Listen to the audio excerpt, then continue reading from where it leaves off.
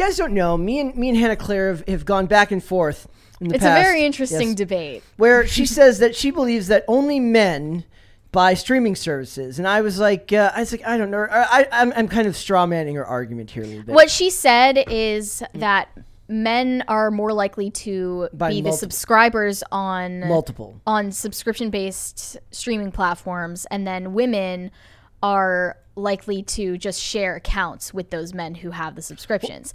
And that means that, like, even if we see viewers on these streaming services skewed female, they might have a subscription account that is owned by a male. I thought her argument was that men are more likely to have multiple streaming services and women aren't. Maybe women are likely to pick their favorite one and not multiple, and then men will have multiple and share it with like women. So this article says Disney Plus skews heavily male, and it might explain the Star Wars and Marvel failures. That is insane to me to think that Disney Plus of all of them would be the one that skews towards men. Yes, Star Wars and Marvel are uniquely were used at one time male-dominated properties, right? But now they're marketed almost exclusively to women and people that are just generally fanboys of Disney, which I would still assume are women.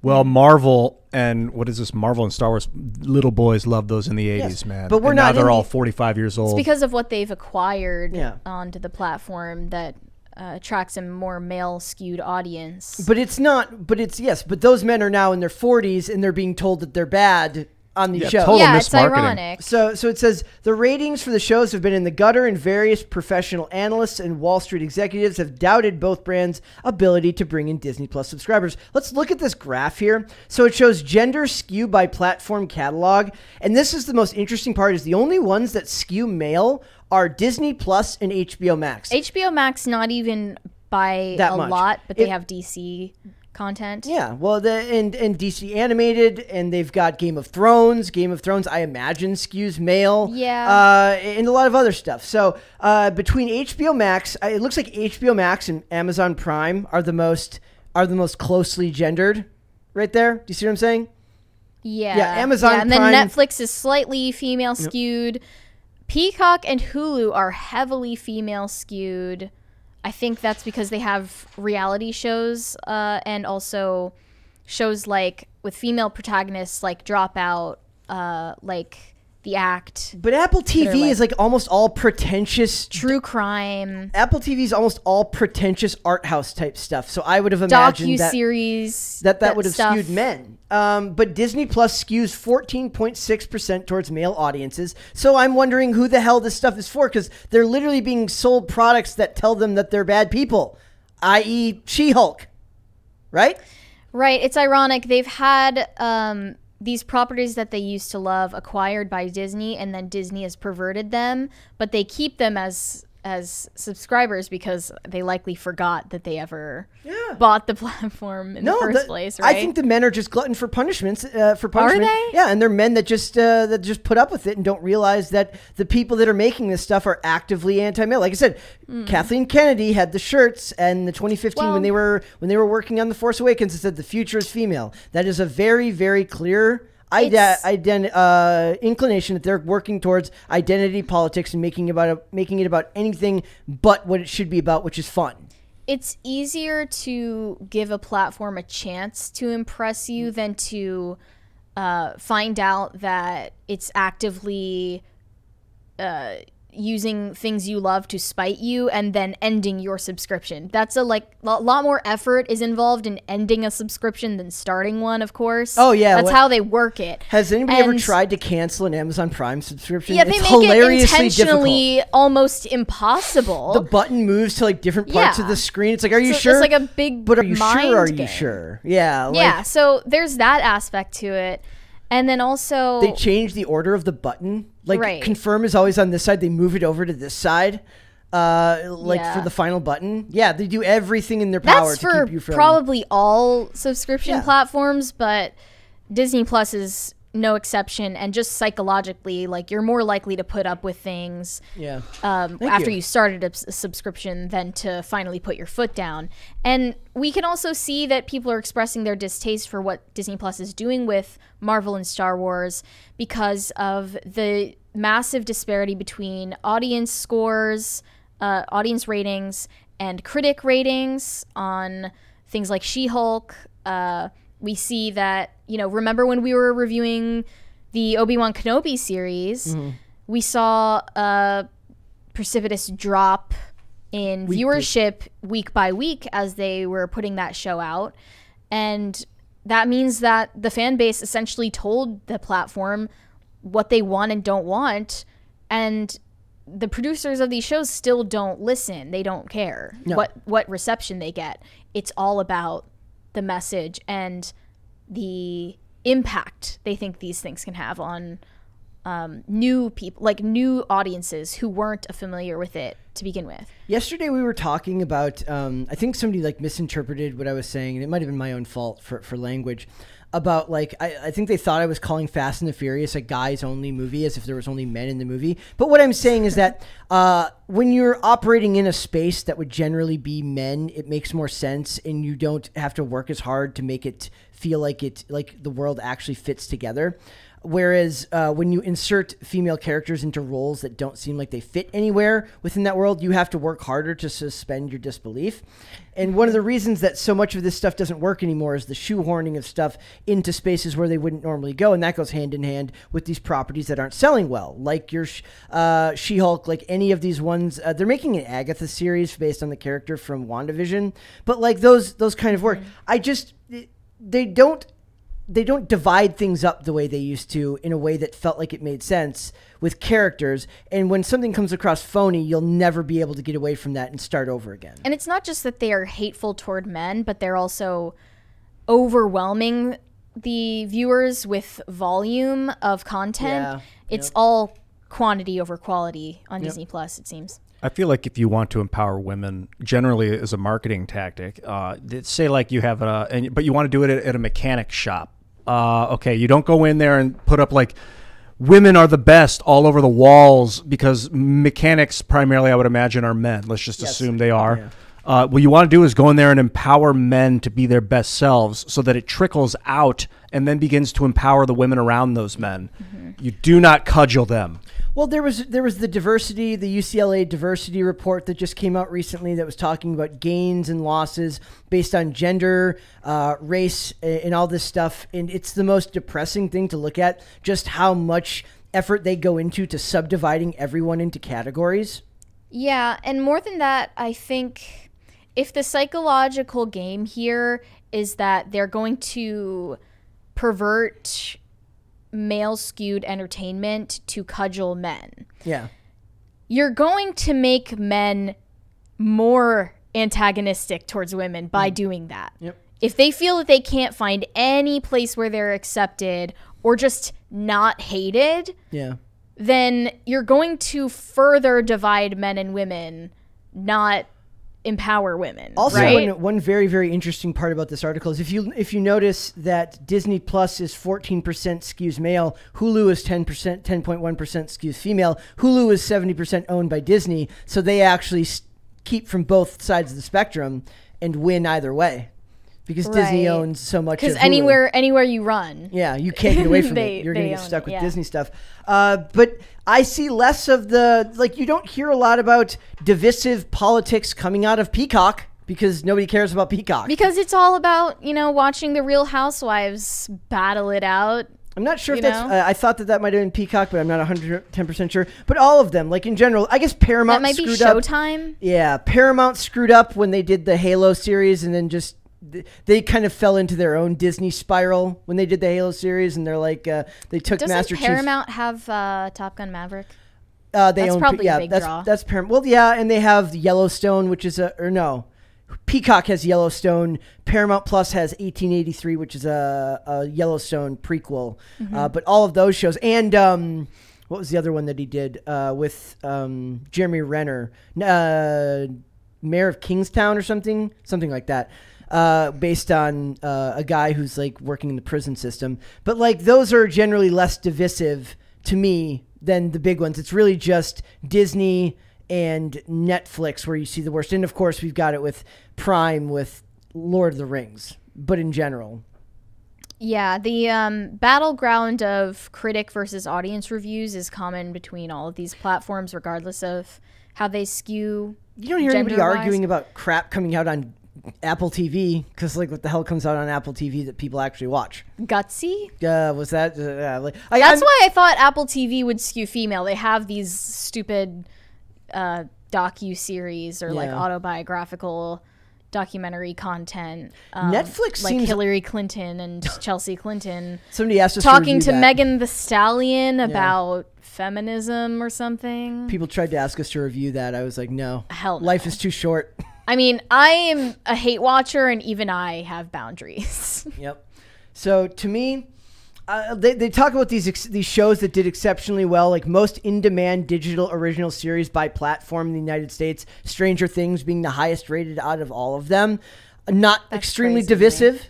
At least I don't think so. I think Stranger Things is considered uniquely. We had a weird discussion about Millie Bobby Brown earlier. That she had a really annoying article earlier that I wasn't a huge fan of. But you don't she's attach talking her. about that. You have to whine about feminism before your movie comes out, which is Enola Holmes 2. They're like, yes, Unrelated. we have to. Yeah, you have to whine about feminism. Yeah. Yeah.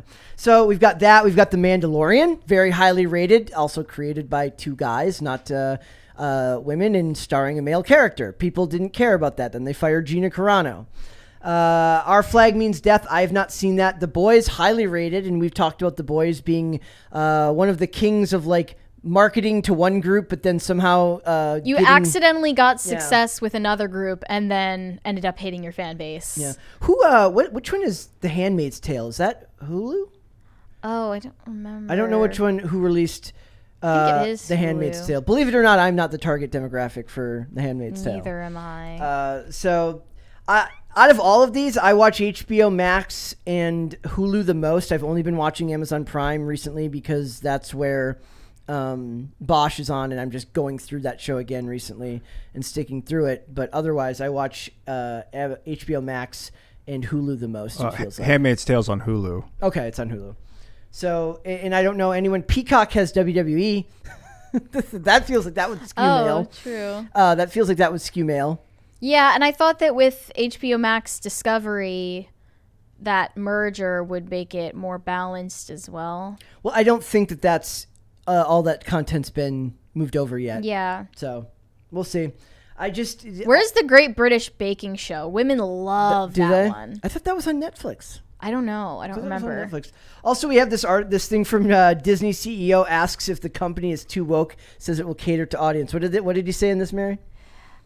He essentially dodged the question. Yes, is really what happened.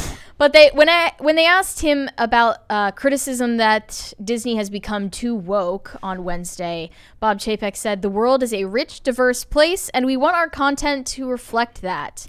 There's nothing wrong with that, but the problem is that the content that's for everyone is marketed for everyone, but then the content that they make for what they call the rich, diverse place is always marketed as that type of content rather than just good content that everyone should watch. I like that Bob Chapek kind of seems like a soulless executive. Oh, yeah. Because when they asked him about personal attacks against him, he said, "My own personal feelings aren't really important. I love it. What's important is how people think about our company."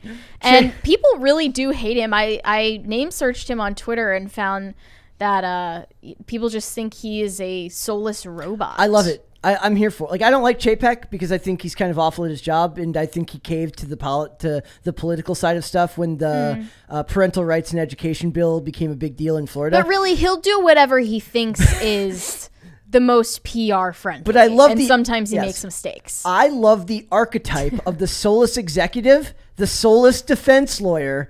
Like, I love the guy who just puts his job first and leaves his feelings out of it, because we're in an increasingly feelings-based world where everyone's basing everything on how they emotionally react to stuff. I like the idea of Bob Chapek making all his decisions, or David Zaslav going through and just taking his Warner Brothers scythe and just cutting down everything that isn't going to make any money, because he doesn't give a crap about identity politics. He doesn't give a crap what gender you are. His question is, we're about to go into a recession. Are you going to bring in any freaking money for this company? Recently, Bob Chapek had some comments about animation, I believe at the same press conference, that really pissed people off. I think it was a Wall Street Journal. Yeah, from the Wall Street Journal. He said, when adults put their kids to bed at night after watching an animated film, they're probably not going to tune into another animated movie. They want something for them. And then people posted these, exceptions to that rule that they believe appeal to adults, like The Lion King, Tarzan, Up, Wall-E. They talked about even all of Cartoon Network in the mid 2000s, like all of these non-CGI animated movies that they think are all age appropriate, and they thought that he just sounded like a stuffy old boomer for saying that. And he is. So someone made fun of him saying, Bob Chapek quoted saying, "Animation is for kids, babies even. And I'm not a baby, I'm a big boy. And big boys enjoy grown-up stuff like CGI." Followed by announcing live-action remakes of all beloved animated classics. When you think about it, Disney is very cynically, like, they just moved from subgroup to subgroup, making things to market to very, very small groups of people. All the live action videos are just ways of selling something that will both appeal to the adults who can then bring their kids to it. It's literally like, okay, we got this one, we could get just the kids in the seat. We got this one, we could just get the adults in the seat. How can we get both of them to come at the same time? It's very soulless and depressing in a way. How can we get both the parents and the kids to go to the Little Mermaid reboot? Yeah, at the same time. Make it live action and make it woke. Yeah, the kids will be too oblivious to care, and the parents will think that they're instilling values in their children by watching it. And he did kind of step in it when Disney decided to get involved in politics. It's very stupid, and I hate that part about Disney. But I don't care about Bob Chapek. I love the archetype of the soulless CEO and the soulless defense lawyer who will just do anything for money. I love it. Pro-capitalism here. I love it. That's what it's all about. Because it's anti-synergy. Yes. It's like, no, we don't have company values, and we don't make decisions based on what aligns with them. I'm sick of companies telling me that they have values. Right. It's not your job to have values. We were talking about that in regard to Adidas and Kanye West, how they cut ties with him supposedly because he said things that don't, quote, align with company values. And it's like, you could just admit that was because of a dive in your stock price. Yeah. Right? Like, it's like, oh, do the sweatshops, more honest. Do the sweatshops you guys all operate align with your values? No, they do not. Yeah, exactly. But it doesn't matter. Just be like, look, he was making us money. He's not making us money anymore. We're cutting ties. I would have more respect. It's kind of like whenever, have you ever noticed, like, if you like read like a CNN or an MSNBC, God help you if you do, but like sometimes they'll make an article or write an article that accidentally comes across semi-fair to the other side on both sides, right? Like if you like Fox News or Newsmax or anything, personally, I get a little bit excited when I see a little bit of fairness from both sides towards the other side. Like, and I'm more likely to trust you if you're just honest with me, right? So if Disney just says, look, we're losing money by doing something this way, at least they're honest. Like, I don't expect you to have values. You're a corporation filled with rich and entitled people at the executive level and daily workers who make a pittance under you, all of which have different values, upbringings, and ways in which they believe living life is right or wrong. I don't expect one cohesive view of the world from something like that. That's stupid. It doesn't make any sense to me. But it is puzzling that at times they just don't behave in a way that shows profit is king. Like, that's they put out something like Reflect on a heavily male skewed platform because it aligns with with the values of, some people at the top of their company. Some of that could be born out of those workshops that are done for diversity programs, proof of concept ideas. There's a lot of money to be made in creating proof of concept art and things like that could lead to stories later down the line. Like, they've got the money for stuff like that. And it's one of those things. I want a little bit more honesty from these people, even if it's soulless. And like, it would be funnier if one of these companies like, look, we're inherently corrupt. And we just want to make a bunch of money. Is that okay? I'd be like, yes, that is okay. Like, it's better than lying to me. Yeah. Like, just tell me you want to make. Unfortunately, I don't think they'll ever do that. Just tell me you want to make a crap ton of money. It's kind of like Jeremy's Razors. He's like, stop giving money to people who hate you. Give it to us. Like, I don't need you to be a good person. I need you to not frickin' to just tell me a pitch on how to make money. Yeah, but if money were really all that they were after, I think that they would be trying harder to prioritize quality in the shows that they're putting out, especially. Then I have an interesting question. Remember in 2008 when the banks failed, right? Is there such a thing as these corporations? Are they too big to fail? Is Disney too big to fail? Any of these, are they too big to fail? They're too big to fail, but not too big to be overtaken, at least by a bigger competitor. I don't think anybody could buy Disney. Like, at this point, I don't know who would buy Disney that it wouldn't make it a monopoly. Not in the near future. No.